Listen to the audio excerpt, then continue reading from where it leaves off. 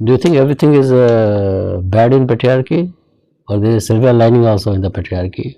Sir, inherently patriarchy is, I do not support patriarchy inherently, but certain factors, because we as women, since the current social reality is such that we have to live with it, so certain things are, like we call it patriarchal bargain. So if I may give an example, like I had this privilege that my father used to drop me to the metro station for the entire 3 years of college, which I had. But my brother used to go in an auto or cab from the very first day. So these are certain things, but if you look at the core concept, the very reason that he has to drop me is because it's not considered safe for women to go out at night or at odd hours. Okay, what do you mean by feminism? So feminism is belief in equal rights for men and women.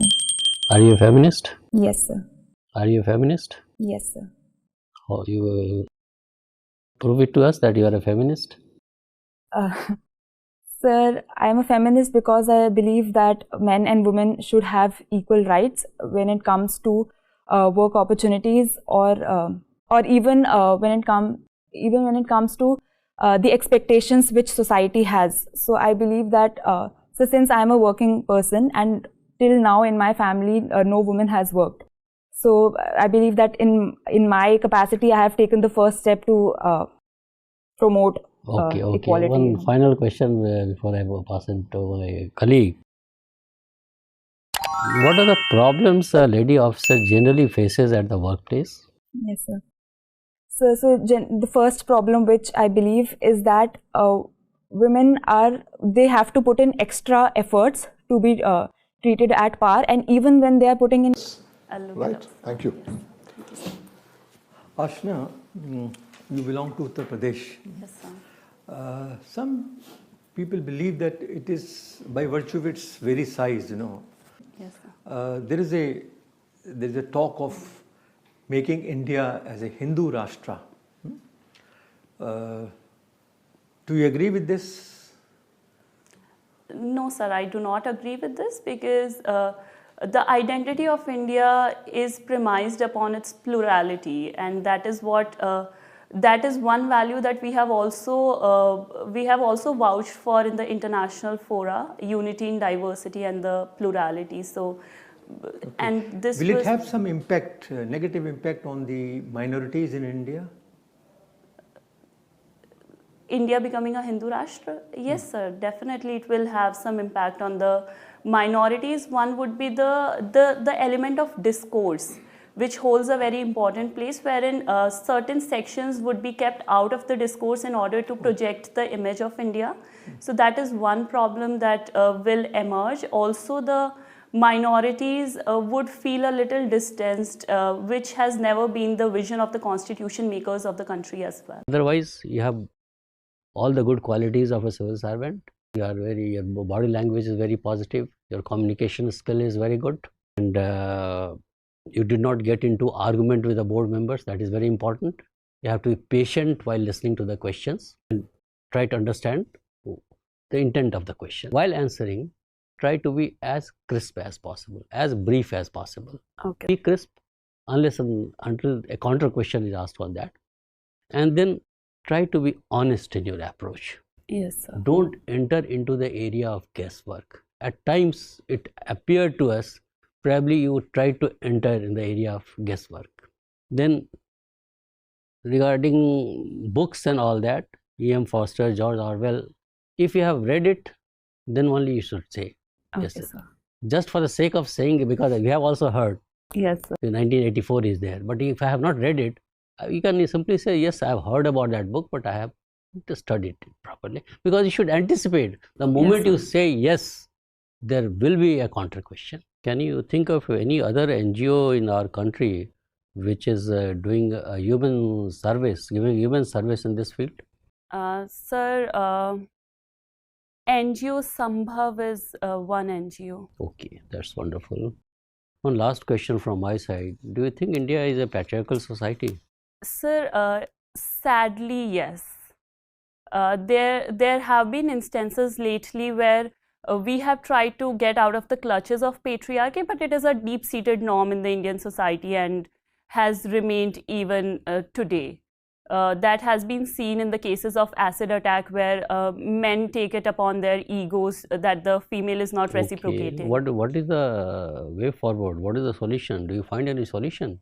Sir, I think we have done, the government has been doing various programs such as Beti Bachao, Beti Padhao, which are targeting the nudge component or the behavioral component. We talk about equality. So will it bring equality in the society? Yes, ma'am, because it would provide a level playing field. Like equality is not just about giving similar circumstances to every person. It's about dealing with different situations differently. So period leave, it's a reality for women and it's very painful and discomforting for some. So just like on the similar concept that we have maternity leave or hardship leave for females, so I think on similar lines, menstrual leave is also justified because it accepts the fact that this is a reality of give me one latent and manifest function of this kind of controversy. Yes, ma'am. Of latent and manifest function of period This leave. kind of, yes. Okay. So the manifest function is that a woman who is in pain or who is in discomfort gets the chance to rest and recover that time. And latent function is another question related to this only. Common sense, commonsensical understanding and everyday realities, are they both same or they are different? Ma'am, they may be different because everyone's common sense is based on that particular person or his perception of reality. So it might not actually, for example, like I believe that patriarchy is an everyday reality in the current scenario, but my common sense might be different from somebody else's common sense. Someone might feel that it's very commonsensical because women are the weaker sex, so it's but natural that they are performing household chores and they're not able to work outside. So commonsensical knowledge is treated at par, and even when they are putting in extra efforts, people still have this thing in mind that she is getting favored just because she is a female officer. So that bias is always there that inherently we have something deficient in us, and it's just because we are female, we are getting the advantage. And so another thing is that due to societal expectations, if a woman is career oriented or is performing well in office, then there's always this belief that she might not be a good mother. Like I am not a mother, so I've not had any personal experience, but this is what I have seen, that some very good female employees are there, but behind their back people are like, she does not take care of her daughter. Thank you very much. Inclusivity falters due to trust deficits among women.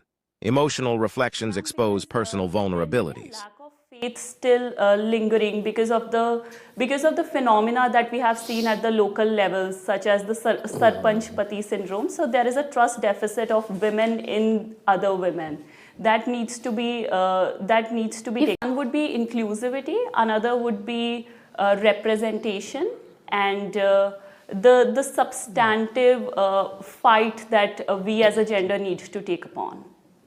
Okay. Aashna, I would want to end this conversation with you by knowing the happiest day of your life. The happiest day of my life.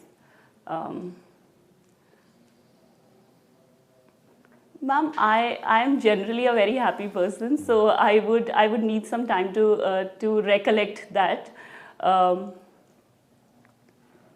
okay, then you can tell me the saddest day of your life.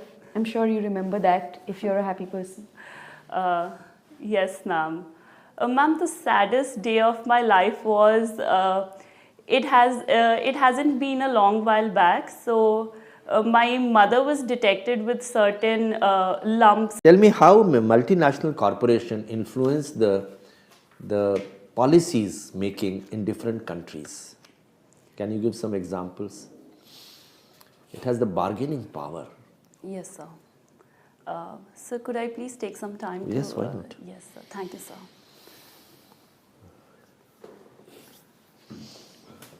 Sir, I would say that the multinational corporations are seen as the soft power by various countries as well, nations as well. For instance, USA after the Cold War has harped on its soft power predominantly and has tweaked its policies to suit the neoliberal order, which is more towards the proliferation of these multinational corporations. For instance, the McDonaldization equated with globalization could be seen as one of the examples, wherein US policies have particularly been suited to these corporations becoming the giants and then also going about in the world. Ma'am, because there may be a lack of faith still lingering because of the phenomena that we have seen at the local levels, such as the Sarpanch Pati syndrome. So there is a trust deficit of women in other women that needs to be taken. One would be inclusivity, another would be representation, and the substantive fight that we as a gender need to take upon. Okay. Aashna, I would want to end this conversation with you by knowing the happiest day of your life. The happiest day of my life. Ma'am, I am generally a very happy person, so I would need some time to recollect that. Ma'am, okay, then you can tell me the saddest day of your life. I'm sure you remember that if you're a happy person. Yes, ma'am. Ma'am, the saddest day of my life was, it hasn't been a long while back. So my mother was detected with certain lumps. Okay, Kasturi, tell me, as we are all aware, India has been at the forefront of advancing women-led development, isn't it? And Yes, sir. promoting gender equality, be it women's leadership.